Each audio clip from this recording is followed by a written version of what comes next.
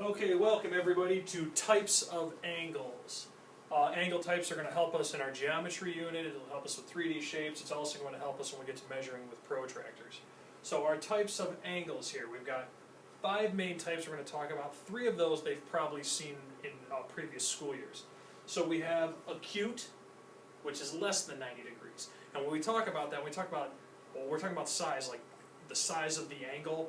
I tell them, we're not talking about how long these lines are. This line could be this short, it could be way out here. What we care about is how wide this is. So we look at this purple line here, how wide this angle is. So this is less than 90 degrees, every angle that's less than 90 degrees. So I could have an angle like this, and it could be 89 degrees, that's an acute angle. I could have one that's 45 degrees, that's an acute angle. I could have one way down here, that's an acute angle. So all of these are acute angles, and we remember acute because it's cute. Like a little tiny baby is cute. Oh, cute little baby. So that would be an acute angle, or all less than 90 degrees. A right angle, I talk about in class, your answer has to be just right. And just right means it's only got one answer, 90 degrees. 90 degrees is the only right angle, and that's it. That's square corner.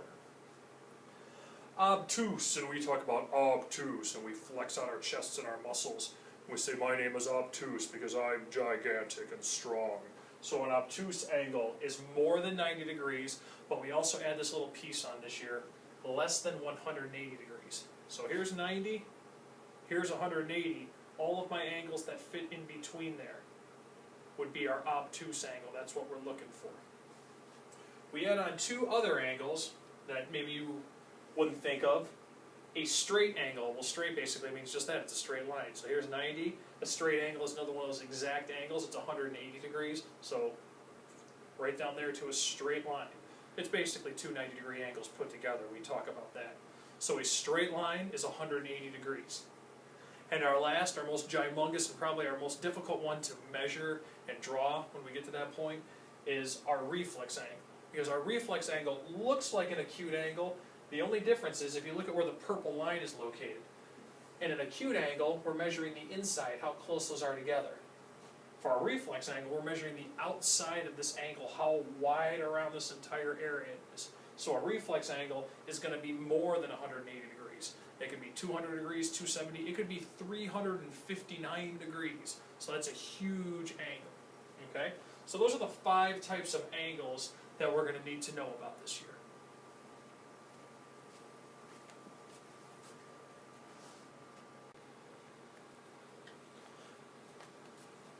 Okay everybody, this is the introduction to measuring angles, and I've broken it down into a series of steps, and if the kids start to internalize these steps, they're going to help them. I'm all about making steps.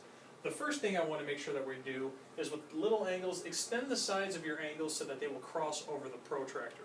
When we're using our protractor, and I'll grab this one from down here, if I put this up on here, and we'll learn how to line it up in a minute, but now I'm looking at this arrow and I'm just guessing that it might hit someplace, and I tell the kids, especially in my classroom, I give you a 3-degree variance, meaning if the angle is supposed to be 20 degrees, I'll take you all the way up to 23 degrees, and I'll take you all the way down to 17 degrees. But if you tell me that that angle is 28 degrees, you're wrong. So you really need to be as accurate as you possibly can.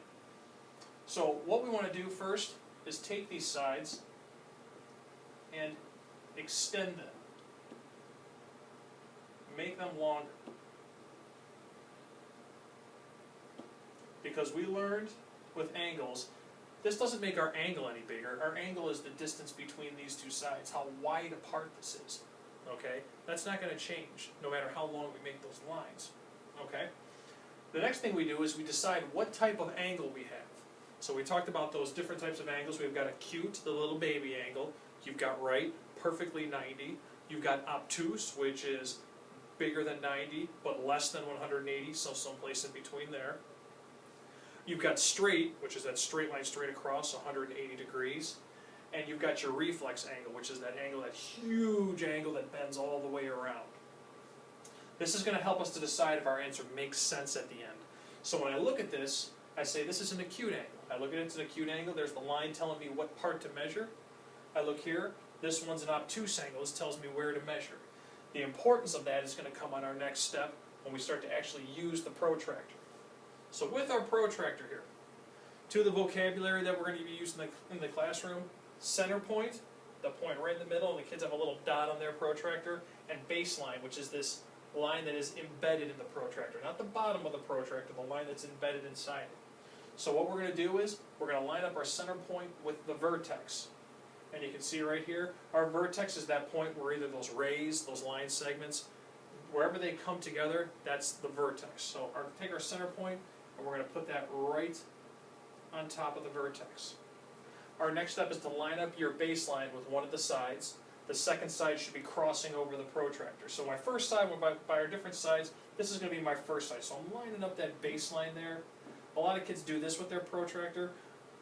Put that center point right on top of the vertex and line that line up across the bottom so that our second line will cross across the protractor. Okay? Kids will know if they make a mistake if they go like this. They go, well, I lined it up, and now it's all lined up. And I go, well, we can't make a measurement though because your other line doesn't cross across the protractor. So we got to make sure that we have one line as our baseline, our bottom line, and one line that goes across our protractor. Now here's where making our decision comes into play, if it's acute or obtuse. So I'm looking at this angle. This one is going to be an acute angle. And because it's an acute angle, that already allows me to make a guess. And I can make a guess that it's going to be less than 90 degrees. Whatever my answer is has to be less than 90 degrees. And we know that this can be confusing because on half-circle protractors, I call them tracks. You've got two tracks going around here. So I've got two sets of numbers. So right here, when I line this thing up, I'm hitting 50 degrees, but I'm also hitting 130 degrees because it's crossing across both of those tracks. Well, now I need to go back and think, well, this is an acute angle. And the two answers they're giving me are 50 degrees on the outside track and 130 degrees on the inside track. Well, which one of those makes sense? If it's an acute angle, the only thing that can make sense is 50 degrees because that is less than 90. I also tell the kids to count up from the line that they're hitting. And when we start counting when we're little kids, we don't start counting at 180, which on this protractor is the inside track. We start counting at 0. So I'm going to start at the outside track, 0, 10, 20, 30, 40, 50. 50 degrees is an acute angle. And down here, look at where the second side hits the protractor and use the number that makes sense. So we had two numbers. We always say what makes sense. I said the angle is an acute angle, but the protractor said it could be either one of those. And we talked about which one makes sense. 50 degrees makes sense because 50 degrees is an acute angle. So that's an introduction into how to use a protractor, and hopefully those steps will help you out.